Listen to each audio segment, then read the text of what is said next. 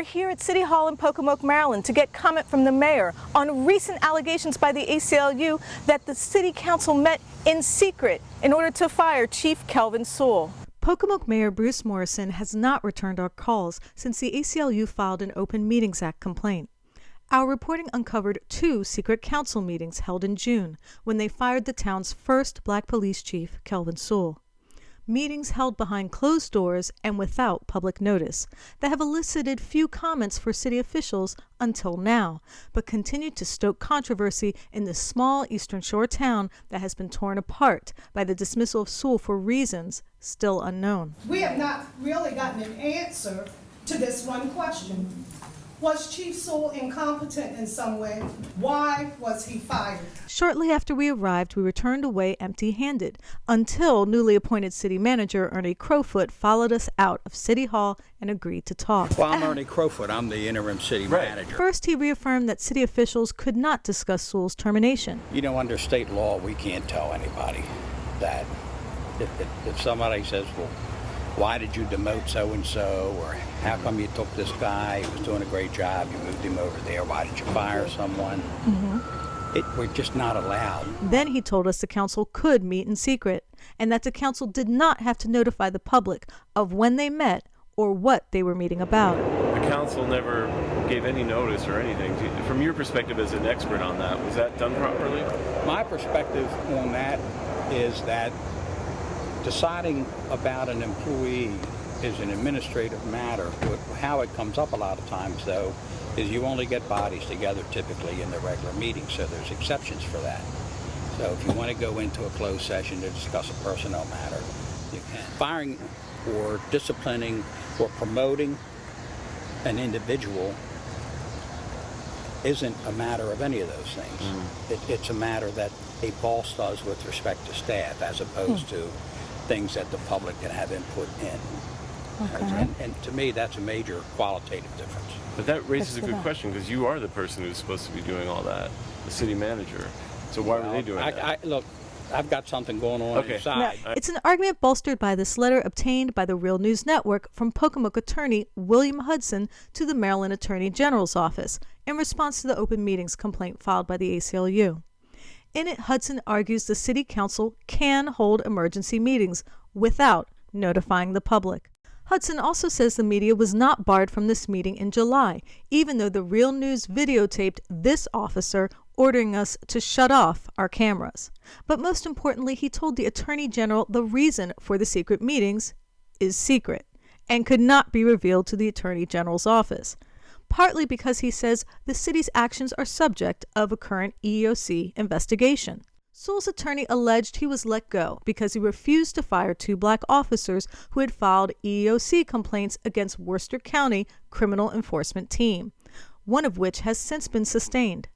Those complaints were lodged against the Criminal Enforcement Team attached to the Worcester County Sheriff's Office, alleging Detective Frank Savage was subjected to racial slurs, hostile texts, and a dead deer tail placed on his car when he complained. But beyond Hudson's letter, specifics are hard to come by from the city.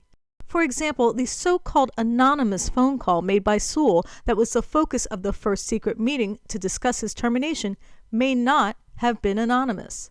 Sources have since told us the call was actually Sewell reporting that he had received an anonymous tip about a fugitive drug dealer in Snow Hill, Maryland, and he had requested officers apprehend him, which is one of the reasons Councilwoman Diane Downing says they decided not to fire Sewell after the council reviewed a recording of the call at police headquarters on June 26th.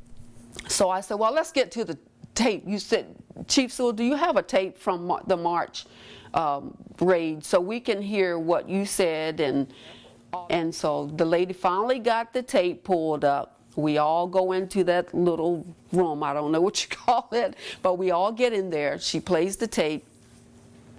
Everything that Chief Sewell said he said was on that tape. I said, now that's evidence right there. Pocomoke is a small little town that really kind of is behind the times. Jonathan Taylor, publisher of the Lower Eastern Shore News, says the lack of concrete information and Sewell's apparent popularity have only fueled the controversy and thrust the council into an uncomfortable and unaccustomed spotlight. you get a lot of people that have known each other and live in that little town for so long that they just accept whatever anybody does because it's their buddy or their neighbor. You know, that's how those people get elected there. I mean, that's how Bruce Morrison got in. A spotlight which caught the attention of the Legislative Black Caucus, who sent a letter to the Attorney General calling on him to act quickly on the accusations of secrecy leveled against the council. A letter that State Delegate Jill Carter signed. You know, we take an interest in what happens all across the state, and it's a violation of the public's rights to know what's going on. And now the Vanguard for Justice Society, which represents black police officers throughout the state, is stepping into the fray. Board member Lewis Hobson says they are calling on both Governor Hogan and the Attorney General to act quickly to reinstate Sewell. So, you know, the governor has to get involved.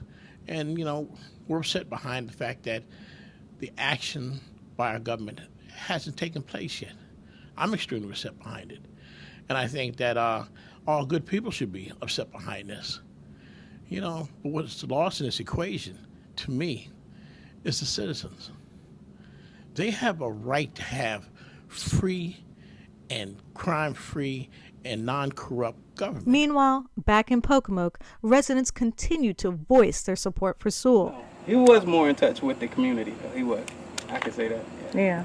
He wasn't afraid to get out here and walk down the streets and stuff, like, you know what I mean? Because the chief before him, I can't even tell you who he was. But also their concern that what went on behind closed doors will never see the light of day. But do you know that Chief Sewell is the first chief I've ever had the pleasure to meet, because every other chief we've ever had stayed in the office and never made himself accessible. This is Taya Graham and Stephen Janis reporting for the Real News Network in Pocomoke City, Maryland. For full disclosure, Stephen Janis wrote a book with Kelvin D. Sewell.